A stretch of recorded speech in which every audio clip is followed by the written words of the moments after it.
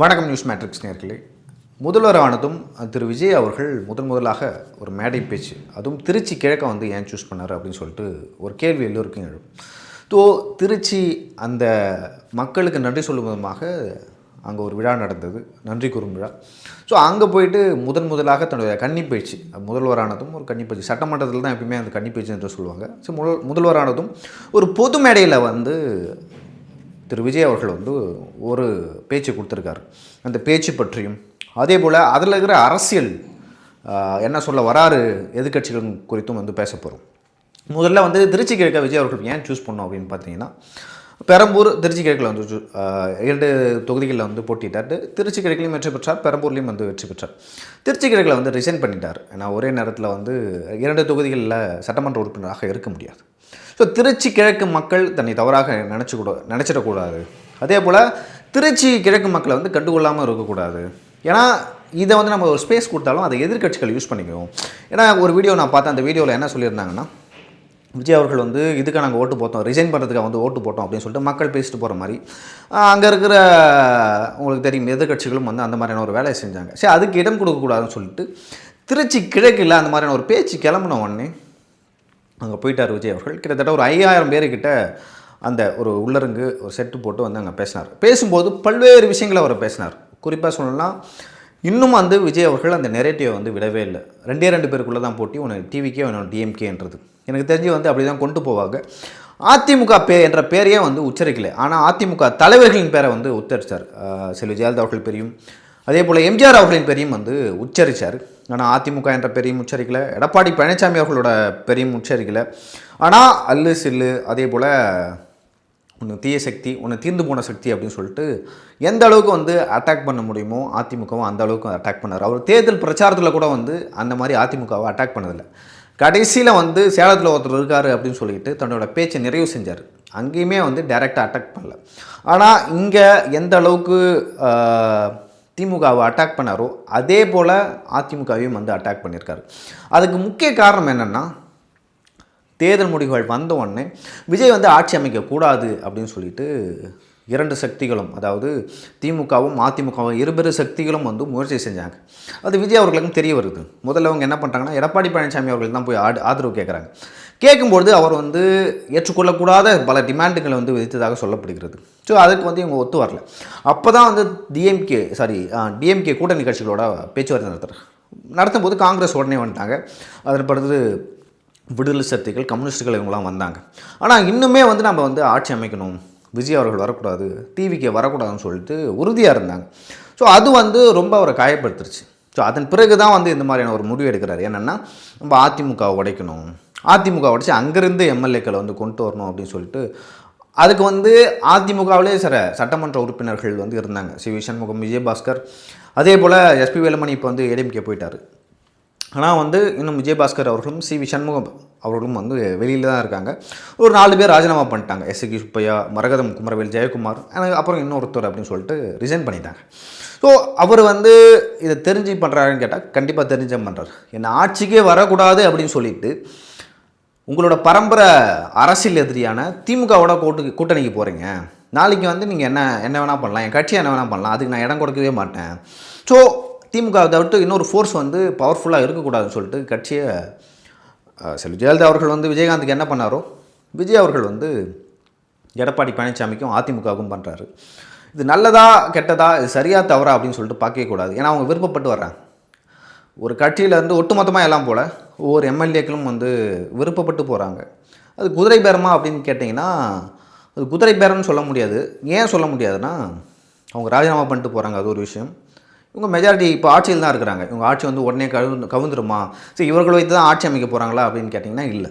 இவங்க 4 பேர்னால் ஒரு சப்போர்ட்டுக்கு, நாளைக்கே ஏதாவது ஒரு பிரச்சனை வருது, இல்லை நாளைக்கே வந்து அங்கே திமுக கூட்டணி கட்சிகள் இருந்த விடுதலை சக்திகள் ஆகட்டும், காங்கிரஸ் ஆகட்டும், கம்யூனிஸ்டுகள் ஆகட்டும், ஐயுஎம்எல் ஆகட்டும், ஏதாவது ஒரு பிரச்சனை கொடுத்தாங்கன்னா இந்த 4 பேர் இப்போ ரிசைன் பண்ணாங்களே, அவங்க நம்மளுக்கு சப்போர்ட் பண்ணுவாங்க.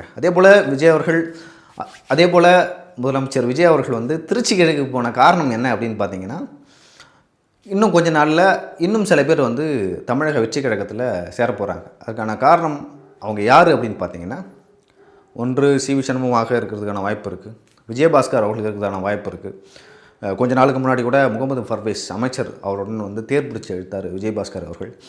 அவருடன் செல்வதற்கான வாய்ப்புகள் வந்து அதிகமாக இருக்குது. இப்போ தொடர்ந்து பார்த்தீங்கன்னா சி.வி. சண்முகம் வந்து விழுப்புரம் மாவட்ட செயலாளர்கிட்ட வந்து சாவியை வந்து ஒப்படைச்சிட்டாரு. அவரும் வந்து கூடிய சீக்கிரத்தில் வந்து ராஜினாமா பண்ண போகிறாரு. அதுக்கு ஏன் ராஜினாமா பண்ண போகிறாருன்னு நான் சொன்னேன்னா, அவர் போயிட்டு மயிலம் தொகுதியில் அந்த மக்களுக்கு நன்றி சொன்னார்.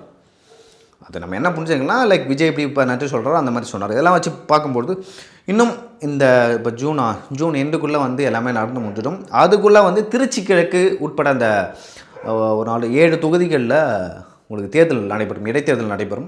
அந்த தேர்தலில் வந்து மீண்டும் இவர்கள் போட்டியிடுவார்கள். போட்டிட்டானா எனக்கு தெரிஞ்சு அமைச்சரவையே மாற்றி அமைக்கப்படலாம் அப்படின்னு சொல்லிட்டு சொல்கிறாங்க. ஸோ அதற்காக தான் அந்த கூட்டம். அந்த ஸ்பீச்சும் ஏன் தேர்தலில் பேசினார்ல, தேர்தல் பிரச்சாரத்தில் அந்த மாதிரி இருந்ததுன்னா, இது வந்து லைக் எனக்கு இன்னும் கொஞ்சம் நாளில் வந்து தமிழ்நாட்டில் வந்து தேர்தல் வரப்போதா இல்லையான்னு சொல்லிட்டு எனக்கு தெரிஞ்ச நோட்டிஃபிகேஷன் வரதுக்கான வாய்ப்பு இருக்குது. ஸோ அதோட தொடர்ச்சியாக தான் முதலமைச்சர் விஜய் அவர்கள் வந்து அப்படி பேசியிருக்காங்க. முழுவதுமாக வந்து டிஎம்கேவை பயங்கரமாக அட்டாக் பண்ணிருக்காரு. 2 பேருக்குள்ள தான் போட்டு ஒன்று டிவிகே ஒன்று டிஎம்கே அப்படின்னு சொல்லிட்டு. அதே போல் திருமண நிகழ்வுலாம் நீங்கள் ரீசெண்டாக பார்த்தீங்கன்னா இந்த 3 மாதத்தை வந்து எந்த ஒரு கட்சிக்காரனும் ஹனிமூன் பீரியட்னு சொல்லுவாங்க. 6 மாதம் விமர்சிக்கக்கூடாது. ஏன்னா சில பேர்லாம் 1 வருஷம் வந்து விமர்சிக்கக்கூடாது. ஏன்னா 5 வருஷம் ஆட்சி செஞ்சுருக்காங்க. இந்த 5 வருட ஆட்சியில் வந்து இவருக்கு என்ன பண்ணாங்கன்னே தெரியல அப்படின்னு சொல்லிட்டு பிடிஆர் அவர்கள் வெள்ளை அறிக்கை கொடுத்தார். இந்த மாதிரி 5.5 லட்சம் கோடி கிட்ட கடன் இருக்குது அப்படின்னு சொல்லிட்டு சொன்னார்.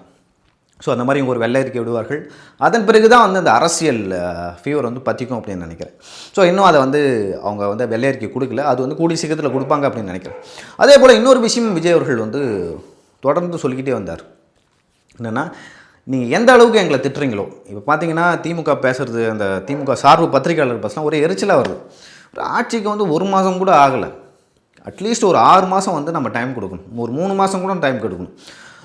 அவர் பேசும்போதே சொல்கிறார், நான் வந்து 6 மாதத்துக்கு எதுவும் சொல்ல மாட்டோம் அப்படின்னு சொல்லிட்டு 6 நாள்லேயே வந்து நீங்கள் கல்யாண வீட்டில் போயிட்டு புலம்புறீங்க. எங்கே பார்த்தாலும் ஒரே புலம்பலாக இருக்குது. ரீல்ஸ் போட்டு ஆட்சியை பிடிச்சேன்னு சொல்லிட்டு சொல்கிறீங்க. ஆனால் அந்த மக்கள் தான் வந்து என்னை தேர்ந்தெடுத்துருக்காங்க. இன்னொரு முக்கியமான விஷயத்தையும் சொல்கிறாங்க, நீங்கள் எந்த அளவுக்கு வந்து எங்களை அட்டாக் பண்ணுறீங்களோ, எங்களை வந்து வெறுக்கிறீங்களோ, எங்கள் மேலே அவதூறு பரப்புறீங்களோ அது நல்லது. ஆக்சுவலாக அது உண்மையாலுமே வந்து அவர் சொல்வது 100க்கு 100 உண்மை. சிஎம் விஜய் அவர்கள் வந்து தேர்தல் பிரச்சாரம் போது பர்சனலாக ஒரு அட்டாக் பண்ணாங்க, அவங்க ஃபேமிலியை அட்டாக் பண்ணாங்க, அவங்களுக்கு தெரியும் என்ன நடந்தது அப்படின்னு சொல்லிட்டு. அதே போல் அவரை ஸ்பீச்சை பற்றி அட்டாக் பண்ணாங்க, அவங்க கட்சிக்காரங்களை தற்கொலைன்னு சொல்லிட்டு பண்ணாங்க. ஸோ அது என்னென்னா, அவர் வந்து கரெக்டாக சொல்கிறார். என்னென்னா, உங்களுக்கு ஓட்டு போட்டால் அவங்க நல்லவங்க, உங்களுக்கு ஓட்டு போட்டோன்னா அவங்க தற்கொலை அப்படின்னு சொல்லிட்டு. இது நேரம் இவங்க வின் பண்ணுறாங்கன்னா, டிஎம்கே வின் பண்ணிட்டாங்கன்னா தமிழ் சமுதாயம் வந்து தெரிஞ்சிருச்சு அப்படின்னு சொல்லிட்டு. சரி, இப்போ தற்கொலைங்களாம் டிவிகேக்கு ஓட்டு போட்டிருக்காங்க. அதே போல் அடுத்த தேர்தலில் வந்து டிஎம்கே வந்து வின் பண்ணிச்சுன்னு வச்சிங்களேன், அப்போ தற்கொலைகள்லாம் ஓட்டு போட்டு தான் டிஎம்கே வின் பண்ணிச்சா அப்படின்னு சொல்லிட்டு ஒரு கேள்வி எழுது. அதை ஒரு கேட்கல, நான் கேட்குறேன். ஓகேங்களா? ஸோ எந்த ஒரு மக்களையும் வந்து அப்படி சொல்லவே கூடாது. நீங்கள் டைம் கொடுங்க, 3 மாதம் டைம் கொடுங்க, 6 மாதம் டைம் கொடுங்க. தமிழக வெற்றி கழகத்தில் இருக்கிற தலைவர்களே வந்து தவறு செஞ்சுவாங்க. இந்த ஆட்சியிலே வந்து பெரிய தவறுகளாக நடக்கிறதுக்கான வாய்ப்பு இருக்குது. அப்போ நீங்கள் பேசணும். நீங்கள் ரீல்ஸ் போட்டு ஆட்சிக்கு வந்தீங்க அப்படின்னா பேசவே கூடாது. அதை தான் வந்து சிஎம் விஜய் அவர்கள் வந்து திருச்சி கூட்டத்தில் வந்து பேசியிருக்காரு. அதே போல் அதிமுகவை வந்து ரொம்ப உதாசனப்படுத்துகிறாரு. இனிமேல் அதிமுக என்ற கட்சி வந்து எழுவதற்கு வாய்ப்பே இல்லை அப்படின்னு சொல்லிட்டு சொல்கிறாங்க. அதே போல் குதிரை பேரம் நடத்தணும்னு சொல்லிட்டு சொல்கிறீங்க. அந்த மாதிரி ஒரு விஷயத்தை நான் பண்ணவே இல்லை அப்படின்னு சொல்லிட்டு அழுத்தம் திருத்தமாக சொல்கிறாரு. அவங்க ராஜினாமா பண்ணிட்டு வந்திருக்காங்க. அதே போல் அவங்க பேசுகிற விஷயங்களும் வந்து எப்படி சொல்கிறது, எங்களோட கட்சி தலைமையை வந்து சரியில்லை, நாங்கள் சொல்கிறத கேட்க மாட்டுறாங்க, நாங்கள் டிவிகே கூட கூட்டணி வைக்கணும்னு சொல்லிட்டு தேர்தலுக்கு முன்னாடியே சொன்னோம், ஆனால் எங்களோட கட்சி தலைமை கேட்கவே இல்லை. டிஎம்கே கூட தேர்தலுக்கு பிறகு கூட்டணிக்கு போகிறாங்க, ஆனால் தேர்தலுக்கு முன்னாடி டிவிகே கூட வந்து வரல. அவருக்கு வந்து பர்சனலாக வந்து நிறைய ஈகோ இருக்குது, நம்ம சொல்கிறத கேட்க மாட்டோம்னு சொல்லிட்டு அதிமுகவில் இருக்க மூத்த தலைவர்கள் சொன்னாங்க. அதனால தான் அந்த 25 பேர் பிரிஞ்சு வந்தாங்க. எஸ்பி வேலுமணி அவர்கள் வந்து கொங்குமண்டலத்தில் வந்து கொலாச்சினார் அதிமுக அவரே வந்து பிரிஞ்சு வர்றாருன்னா அப்போ எந்த அளவுக்கு அங்கே இருக்கிற தலைவர்கள் எடப்பாடி பழனிசாமியால் வந்து பாதிக்கப்பட்டிருப்பார்கள் அப்படின்னு சொல்லிட்டு ஒரு கேள்வி எழுது. இன்னொரு முக்கியமான விஷயம் என்னன்னா, இந்த போதை கலாச்சாரம் வந்து தமிழ்நாட்டில் வேரூன்றி விட்டுருது. நீங்கள் 5 வருஷமாக வந்து ஆட்சி செஞ்சீங்க, இதனால் வந்து தமிழகம் வந்து சீர்கெட்டு போயிருக்கு. நீங்கள் 5 வருஷம் வந்து தமிழ்நாட்டை கெட்டு வைப்பீங்க, அதை வந்து நான் வந்து ஒரே மாதத்தில் வந்து சரி பண்ணணுமா அப்படின்னு சொல்லிட்டு கேட்குறாரு. ஸோ என்னை பற்றி என்ன வேணால் பேசுங்க, என்னை பற்றி என்ன வேணால் சொல்லுங்கள், சமூக வலைதளத்தில் சொல்லுங்கள், இல்லை மெயின்ஸ்ட்ரீம் மீடியாவில் சொல்லுங்கள், இல்லை ஐடிங்கை வச்சு என்ன வேணால் பண்ணுங்கள். ஆனால் நீங்கள் எந்த அளவுக்கு என்னை திட்டுறீங்களோ அந்த அளவுக்கு தான் வந்து நான் வந்து என்னோடய வளர்ச்சி இருக்குன்னு சொல்லியிருக்காரு. பொதுவாக வந்து மக்கள் மனதிலும் வந்து அந்த மாதிரி தான் இருக்குது. இப்போ என்னை பொறுத்த வரைக்கும் பார்த்திங்கன்னா, இது வரைக்கும் நான் தமிழக வெற்றி கழகத்தில் வந்து விமர்சனமே செய்யலை. ஏன் செய்யலைன்னா, லைக் அவங்களோட அப்ரோச் வந்து ரொம்ப நல்லாயிருக்கு. இப்போ வந்து ஒரு எம்எல்ஏவை ஈஸியாக போய் பார்த்துடலாம், ஒரு மினிஸ்டரை வந்து ஈஸியாக போய் பார்த்துடலாம், அவங்க கால் பண்ணி பேசலாம். அப்பாயின்மெண்ட் கூட வாங்காமல் மினிஸ்டரை பார்க்குறத வந்து நான் இப்போ தான் பார்க்குறேன். ஸோ அந்த அளவுக்கு வந்து இந்த ஆட்சியில் வந்து ரொம்ப ரொம்ப நிறைய விஷயங்கள் வந்து எளிமையாக்கப்பட்டிருக்கு. இவங்களுக்கு என்னென்னா, அதிமுகவும் திமுகவும் இவ்வளோ நாள் பவர்லேயே இருந்து பழகிட்டு அவங்க கையில் வந்து இப்போது பவர் இல்லை. இப்போ அதிமுக கிட்ட இருந்தாலும் ஒரு அண்டர்ஸ்டாண்டிங் இருக்கும் அதிமுகவுக்கும் திமுகவுக்கும். அந்த அண்டர்ஸ்டாண்டிங் கூட இந்த ஆட்சியில் நம்மளுக்கு இல்லையே அப்படின்னு சொல்லிட்டு 2 கட்சிகளும் வந்து பதறாங்க. அது வந்து வெளிப்படையாக தெரியுது. அதை தான் வந்து சிஎம் விஜய் அவர்களும் வந்து சொல்லியிருக்காரு. அதே போல் திருச்சி கிழக்கு சம்பந்தமான அந்த கூட்டத்தில் இன்னொரு முக்கியமான விஷயமும் வந்து சொல்லியிருக்காரு. அது என்னென்னா, செல்வி ஜெயலலிதா எம்ஜிஆர் அவர்கள் பேரை வந்து மீண்டும் வந்து யூஸ் பண்ணார். என்னென்னா, புரட்சி தலைவர் எம்ஜிஆர் வந்து அவரை விட நான் அதிக வாக்குகள் வந்து பெற்றுட்டேன் அப்படின்னு நிறைய பேர் சொல்லிட்டாங்க. அதுக்காக நான் என்னை வந்து எம்ஜிஆர் அவர்களோட வந்து கம்பேர் பண்ணவே இல்லை அப்படின்னு சொல்லிட்டு ஒரு விஷயத்த சொல்கிறாரு. அதே போல் செல்வி ஜெயலலிதா அவர்கள் தான் அந்த 100 யூனிட் மின்சாரத்தை ஃப்ரீயாக கொடுத்தாங்க, திமுக கொடுக்கல அப்படின்னு சொல்லிட்டும் சொன்னார். இப்போ பெண்களுக்கு எதிரான குற்றங்கள் வந்து நடந்ததுக்கான காரணம் போதைப்பொருள் கலாச்சாரம் வந்து தமிழ்நாட்டில் வேரூன்றிட்டுருது. ஸோ இங்கே நடக்கிற பெண்களுக்கு எதிரான நடக்கிற பாலியல் குற்றங்களாகட்டும், கொலைகளாகட்டும், எல்லாத்துக்குமே காரணம் வந்து இந்த போதை தான் அப்படின்னு சொல்லிட்டு அழுத்தம் திருத்தமாக சொல்லிட்டுருக்காரு. அதேபோல் இன்னொரு சம்பவத்தை நம்ம குறிப்பிடணும். இந்த கோயம்பேட்டில் வந்து உங்களுக்கு தெரியும், ஒரு பெண்ணை வந்து காரை ஏற்றி வந்து கொன்னிட்டாங்க. அப்படி கொல்லும்பொழுது அந்த பெண் இறந்த உடனே வந்து எல்லாத்தையும் அரெஸ்ட் பண்ணிட்டாங்க. அந்த கொன்னவர் வந்து எந்த கட்சி அப்படின்னு சொல்லிட்டு ஒரு குறிப்பிட்ட கட்சி சொல்கிறாங்க. நம்ம அதுக்குள்ளே போக தேவையில்ல. ஆனால் உடனே அரெஸ்ட் பண்ணுறாங்க. அவங்க எப்படி சொல்கிறது, அந்த பாதிக்கப்பட்டவங்களை போய் பார்க்குறாங்க. இந்த மாதிரியான விஷயங்கள்லாம் நடக்குது. ஸோ இதெல்லாம் வந்து வரவேற்கத்தக்கது. அதே போல் அங்கே ஒரு அருண்ராஜ் ஐயரஸ் அவரோட சொந்த தொகுதியில் திருச்செங்கோடு அப்படின்னு நினைக்கிறேன். ஸோ அங்கே வந்து அந்த தேர் விபத்தால் இறந்துடுறாங்க. அவர் நேரில் போய் பார்க்குறாரு, அவங்களுக்கு ஆறுதல் சொல்கிறாரு. இதெல்லாம் வந்து ஒரு நல்ல இனிஷியேட்டிவாக இந்த ஆட்சியில் நான் பார்க்குறேன். ஸோ சில விஷயங்கள் வந்து ஆர்வ கோளாறில் சில எம்எல்ஏக்களும் சில அமைச்சர்களும் பண்ணுறாங்க. ஏன்னா அவங்க வந்து புதுசு கற்றுப்பாங்கன்னு நான் ஃபீல் பண்ணுறேன். ஏன்னா தொடர்ந்து அவங்க இதுக்கப்புறமா அந்த மாதிரி பண்ணுறாங்க, அப்படி பேசுகிறாங்கன்னா நம்ம வந்து அவங்கள விமர்சனம் செய்யலாம். இப்படி பண்ணக்கூடாதுன்னு சொல்லிட்டு சொல்லலாம். ஏன்னா வந்து இது இப்போ புதிதாக அமைச்சராக இருக்கிறாங்க, சட்டமன்ற உறுப்பினர் ஆயிருக்காங்க. நிறைய பேருக்கு வந்து கையும் புரியல, காலும் புரியல, என்னடா பண்ணுறது அப்படின்னு சொல்லிட்டு. அதனால் வந்து சில பேர் ஆர்வக்கோளாறில் சில விஷயங்களை பண்ணுறாங்க. பட் அதெல்லாம் வந்து எனக்கு தெரிஞ்சு விரைவில் வந்து சரி செய்யப்படும்னு நினைக்கிறேன். கடைசியாக வந்து இந்த திருச்சி கிழக்கு கூட்டத்தில் வந்து விஜய் அவர்கள் ஒரு விஷயத்தை மீண்டும் வலியுறுத்தி சொன்னார். என்னென்னா, இனிமேல் திமுகவுக்கு எதிரி டிவிக்கே தான், அதிமுகன்ற ஒரு கட்சி கரைந்து கொண்டிருக்கு, அதிமுக வந்து அள்ளு சில்லு அப்படின்லாம் வந்து சொல்கிறாரு.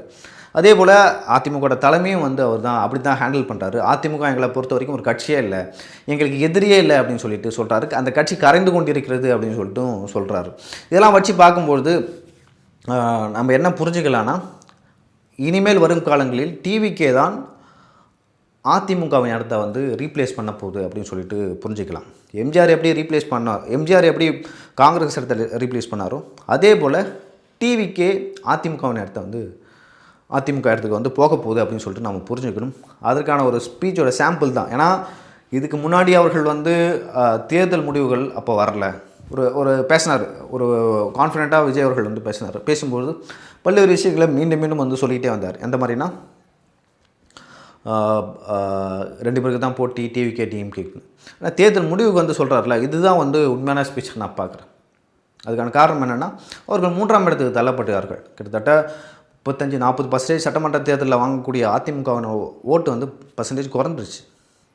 அதே போல் கட்சியில் இருக்கிற மாவட்ட செயலாளர்கள், செய்தி தொடர்பாளர்கள், அங்கே வந்து நிறைய கழக உறுப்பினர்கள்லாம் இருக்குது. அவங்களாம் வந்து பிரிஞ்சு போகிறாங்க, இந்த பக்கம் வராங்க. முன்னாள் எம்எல்ஏக்கள் எம்பிக்கள் எல்லாம் இந்த பக்கம் வராங்க.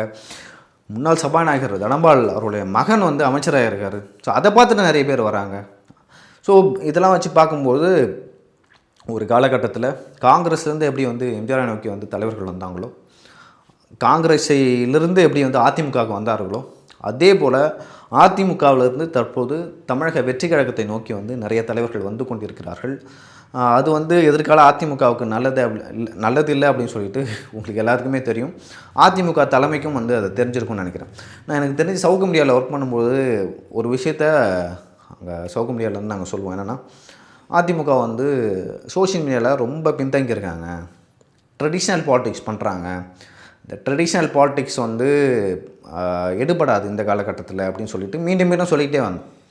ஆனால் அங்கே இருக்கிற நிறைய தெரியும் உங்களுக்கு, அங்கே இருந்த நிர்வாகிகள் வந்து அதை பெருசாக கண்டுக்கல.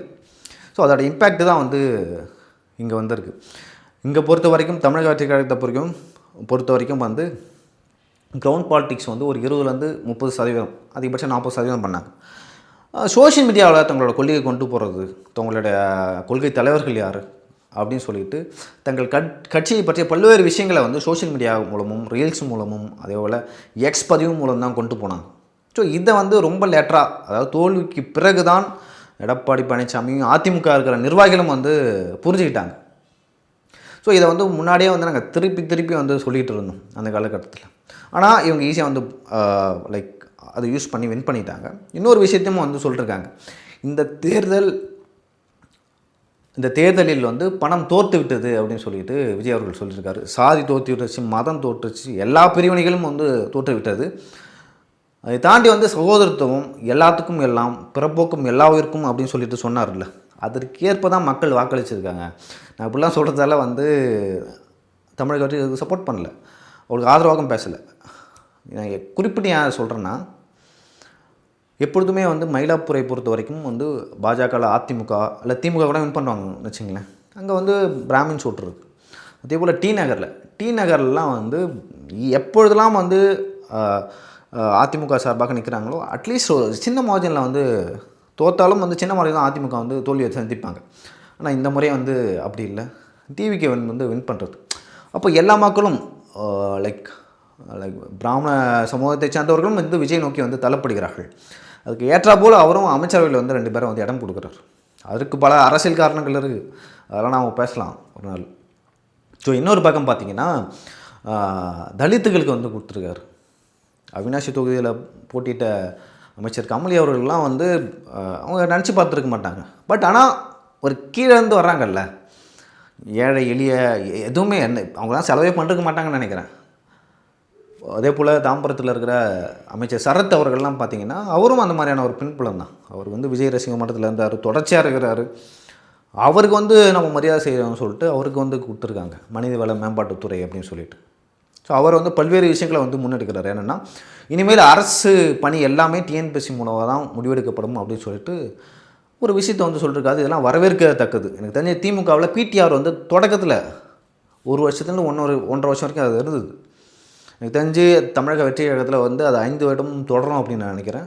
அதுதான் வந்து உங்களை நம்பி வாக்களிச்சாங்கள இளைஞர்கள், அவர்களுக்கு வந்து ஒரு நல்ல விஷயமாக நான் பார்க்குறேன். நான் இத்தனை இளைஞர்கள் வந்து வேலைக்கு போகாமல் இருக்காங்க, அரசு தேர்வை நம்பி நிறைய பேர் வந்து வெயிட் பண்ணுறாங்க. ஸோ அவர்களுக்கு வந்து ஏன்னா இந்த எக்ஸாம் நோட்டிஃபிகேஷன் வந்தால் அது எழுதி, ஏன்னா நிறைய பேர் கல்யாணம் பண்ணாமல் இருக்காங்க, இதை நம்பியே வந்து வேலைக்கு போகாமல் தனியார் வேலைக்கு போகாமல் நிறைய பேர் இருக்காங்க. அப்படி இருக்கும்போது அமைச்சர் சரத் அவர்கள் வந்து இந்த மாதிரியான விஷயத்தை கொண்டு வராங்கன்னா அது வரவேற்கத்தக்கது. அவர் நாங்கள் கேட்டவரையும் நான் வந்து நண்பர்கள் இருக்காங்க, அவங்கள்ட்ட கேட்டவரைங்களா அவர் வந்து ரொம்ப இயல்பாக பழகக்கூடியவர், யார் எப்போ வேணால் போய் பார்க்கலாம், ஒரு ஆஃபீஸில் தான் இருப்பார். அதே போல் டிஎன்பிஎஸ்சி அந்த தேர்வுகள் சம்மந்தமான நோட்டிஃபிகேஷன் இனிமேல் வந்து வருடாவாரம் வரும், தேர்வும் வந்து வருடாவாரம் நடக்கும், அந்த பணிகளும் வந்து உடனடியாக வந்து நிரப்பப்படும். இப்போ நிறைய அரசு பணியிடங்கள் வந்து காலியாக இருக்குது, அதெல்லாம் வந்து எந்த அளவுக்கு எங்களால் வந்து நிரப்பப்பட முடியுமோ அந்த அளவுக்கு நாங்கள் நிரப்புவோம் அப்படின்னு சொல்லிட்டு அவங்க தரப்பில் வந்து சொல்கிறாங்க.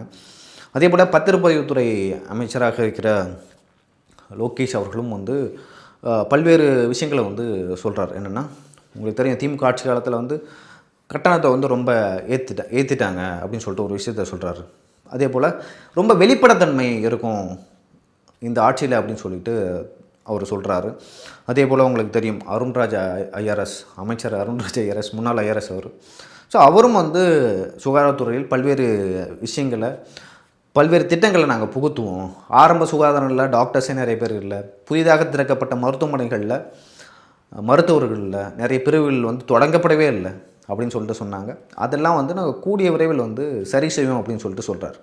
ஏன்னா ஒரே மாதத்தில் வந்து எதுவுமே செய்ய முடியாது, ஏன்னா நீங்கள் 5 வருஷமாக ஒன்றுமே செய்யலை, எங்களை வந்து 1 மாதத்தில் வந்து இதெல்லாம் செய்யுங்க அப்படின்னு சொல்லிட்டு மீடியாவும் எதிர்கட்சிகளும் ப்ரெஷர் போட்டால் யாருமே செய்ய முடியாது. இயல்பாகவே வந்து அது கண்கூட தெரியுது.